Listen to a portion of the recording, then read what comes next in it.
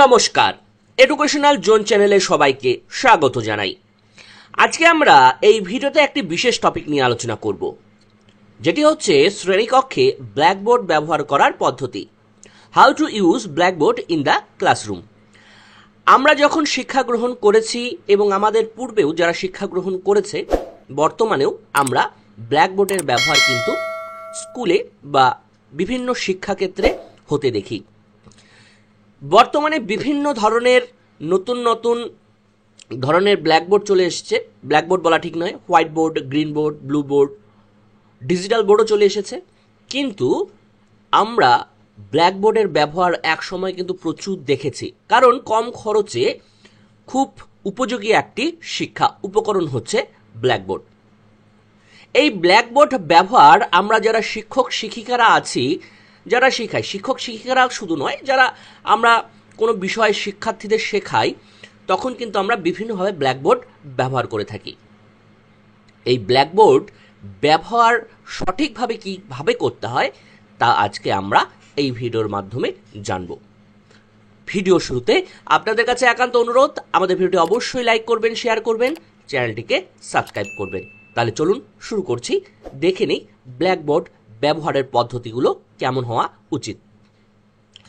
Blackboard পাঠ্যপুস্তকের মতো শ্রেণীকক্ষের একটি আবশ্যিক শিক্ষণ প্রদীপন, টিচিং এইডস যেটা বলে। আমরা শিক্ষা যখন দেই ক্লাসরুমে, তখন আমরা চার্ট, মডেল অনেক কিছুই ব্যবহার করি, সেগুলো যেমন গুরুত্বপূর্ণ, এই ব্ল্যাকবোর্ডও কিন্তু খুবই গুরুত্বপূর্ণ। তাই একেও অনেকে উপকরণ হিসেবে বিবেচনা করে।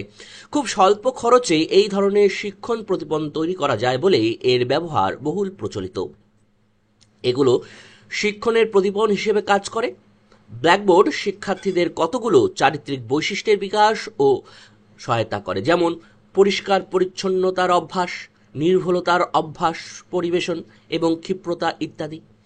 তাছাড়া বোর্ডের অঙ্কিত বিভিন্ন চিত্র সহজে পাঠের প্রতি শিক্ষার্থীদের মনোযোগ আকর্ষণ করে, ফলে শ্রেণী শিক্ষণের সুবিধা হয়।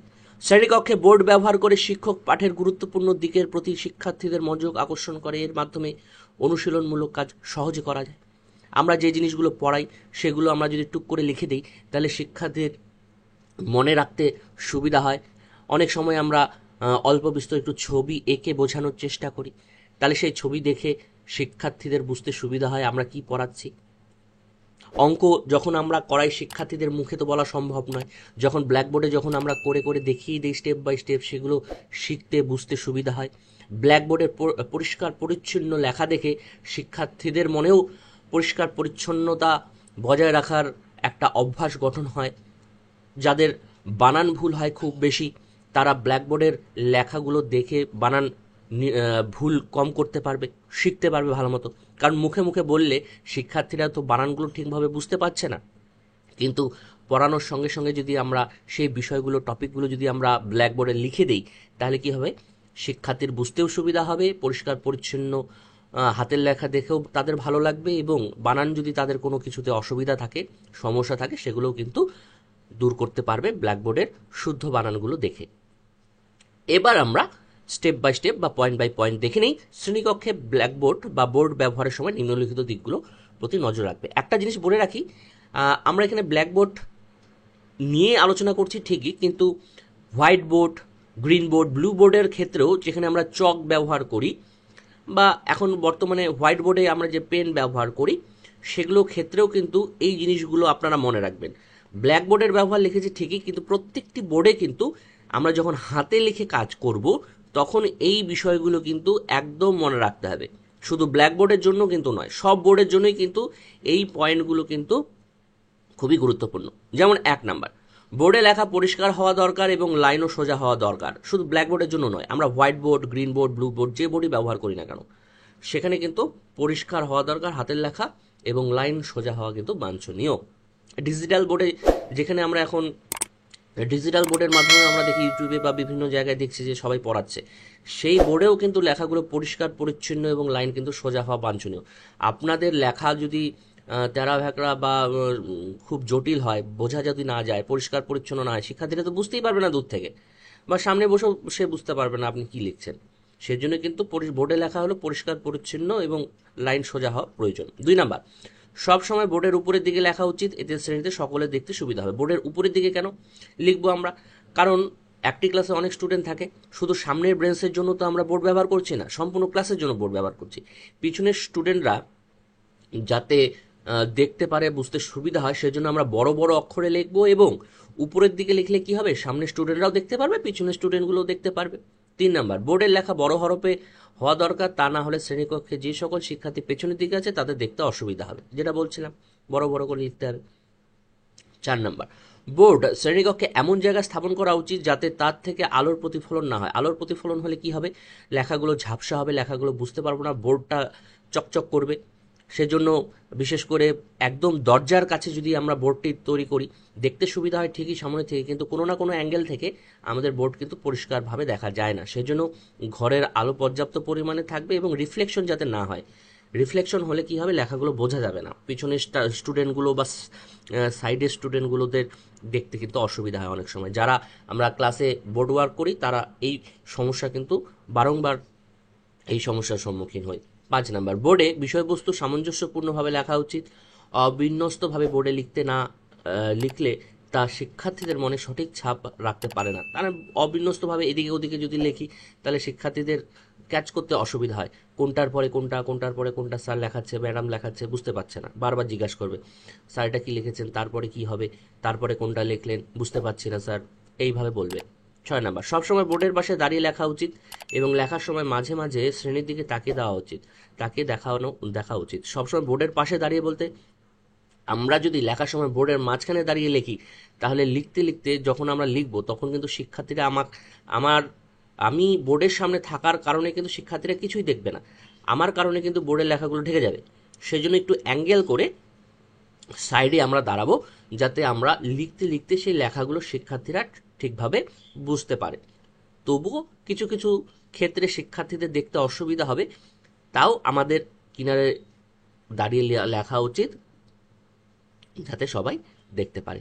7 নম্বর, বোর্ডে লেখার সময় চক 30 ডিগ্রি কোণ করে ধরা উচিত, তাহলে বোর্ডে লেখার সময় শব্দ হবে না। লেখার সময় বোর্ডে শব্দ হওয়া খারাপ। অনেক সময় কিচ কিচ কিচ কিচ শব্দ করে না বোর্ডে লিখতে গেলে চক দিয়ে। 30 ডিগ্রি কোণে যদি আমরা চক ধরি তাহলে সেই চকের শব্দটা হবে না। তবুও যদি হয়, বারংবার যদি শব্দ হয়, চকের মাথাটা ভেঙে দিয়ে আমরা লেখার চেষ্টা করব, দেখবেন তারপরে আর কোনো শব্দ হবে না। 8 নম্বর, বিষয়বস্তুর গুরুত্ব অনুযায়ী লেখা একটু ছোট বড় করতে পারলে ভালো হয়। বড় বড় পয়েন্টগুলো বড় করে লিখলাম, তারপরে সাব পয়েন্টগুলো একটু ছোট ছোট করে লিখলাম। তবুও ছোট ছোট মানে একদম ছোট না, বড় করেই লিখতে হবে যাতে সবাই বুঝতে পারে দূর থেকে। 9 নম্বর, বোর্ডের ঘর বাড়ি ইত্যাদি আঁকার জন্য শুধু বহিরেখ ব্যবহার করা ভালো, মানুষ আঁকার জন্য খণ্ড খণ্ড রেখায় ব্যবহার করা ভালো। আপনারা সার্চ করে দেখবেন ম্যাস্টিক ড্রয়িং কাকে বলে। সেই ম্যাস্টিক ড্রয়িংয়ের মাধ্যমে একটা যদি অ্যাপ্রোপ্রিয়েট মানুষ আঁকতে যাই বা ঘর বাড়ি আঁকতে যাই, অনেক সময় কিন্তু চলে যাবে। সেই জন্য ড্রয়িংগুলো এমনভাবে করব, বর্ডার লাইন আঁকবো বা খণ্ড খণ্ড ভাগে ছবিগুলো আঁকবো, যাতে খুব তাড়াতাড়ি আঁকা হয় এবং শিক্ষার্থীরা ভালোভাবে বুঝতেও পারে। 10 নম্বর, জ্যামিতি বিজ্ঞান, ভূগোল ইত্যাদি বিষয়ের সঙ্গে যুক্ত ছবি আঁকার জন্য রঙিন চক ব্যবহার করা ভালো। তাদের শিক্ষার্থীদের আকর্ষণ আসবে, বুঝতে সুবিধা হবে। 11 নম্বর, তবে রঙিন চক ব্যবহার করার সময় মনে রাখা দরকার রঙের সামঞ্জস্যতা একান্তভাবে প্রয়োজন। বিসদৃশ্য রং ব্যবহার করলে তা মনোযোগে বাধা সৃষ্টি করতে পারে।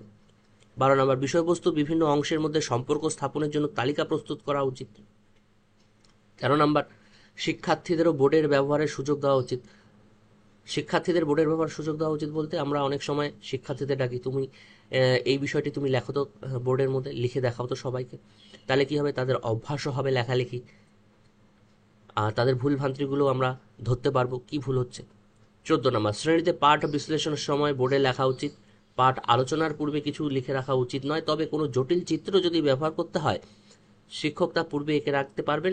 সেক্ষেত্রেও আলোচনার সঙ্গে সঙ্গে তার নির্দিষ্ট চিহ্নিতগুলো বসাবেন আলোচনা করতে করতে। 15 নম্বর, বোর্ডে যা লেখার প্রয়োজনীয়তা শেষ হয়ে গেছে তার সঙ্গে সঙ্গে মুছে ফেলা উচিত। 16 নম্বর, শিক্ষক শ্রেণীর কাজ শেষে শ্রেণীকক্ষ ত্যাগ করার পূর্বে বোর্ড পরিষ্কার করে রেখে যাবেন। 17 নম্বর, বছরে অন্ততপক্ষে একবার বোর্ডে রং করার ব্যবস্থা করা উচিত। তাহলে কি হবে, বোর্ডটি ঝকঝকা থাকবে, তাহলে আমাদের লেখাগুলো বুঝতেও সুবিধা হবে। ভাঙাচোরা বোর্ড বা হালকা হালকা বোর্ড, ব্ল্যাকবোর্ডে তো কালো রঙটা যদি উঠে যায় তাহলে তো সাদা চক দিয়ে লিখলে বা অন্য চক দিয়ে লিখলে তো বোঝা যাবে না ঠিকঠাকভাবে। এই জন্য আমরা বছরে একবার রং করব যাতে বোঝার সুবিধা হয়। চকবোর্ড বা ব্ল্যাকবোর্ড শিক্ষার একটি অত্যন্ত প্রয়োজনীয় উপকরণ। শ্রেণীকক্ষে বোর্ডকে শিক্ষক নানাভাবে নানা উদ্দেশ্যে ব্যবহার করতে পারবেন। একজন বিশিষ্ট শিক্ষাবিদ বলেছেন, it is a magic screen on which the teacher can unfold any complicate process in language, graph or in simple design. তাহলে এগুলোই হলো আজকে আমাদের ব্ল্যাকবোর্ড সম্পর্কে প্রয়োজনীয় তথ্য। আপনাদের যদি আরও কোনো তথ্য জানা থাকে সেগুলো আমাদের কমেন্ট বক্সে লিখে জানাবেন, সেগুলো আমরা পরবর্তীতে অ্যাড করে দেব। তাহলে ভিডিওটি আমরা এখানে শেষ করছি। আপনাদের কাছে একান্ত অনুরোধ, ভিডিওটি অবশ্যই লাইক করবেন, শেয়ার করবেন, আমাদের চ্যানেলটিকে সাবস্ক্রাইব করবেন। সবাইকে অসংখ্য অসংখ্য ধন্যবাদ সম্পূর্ণ ভিডিওটি দেখার জন্য। সবাই ভালো থাকবেন, সুস্থ থাকবেন।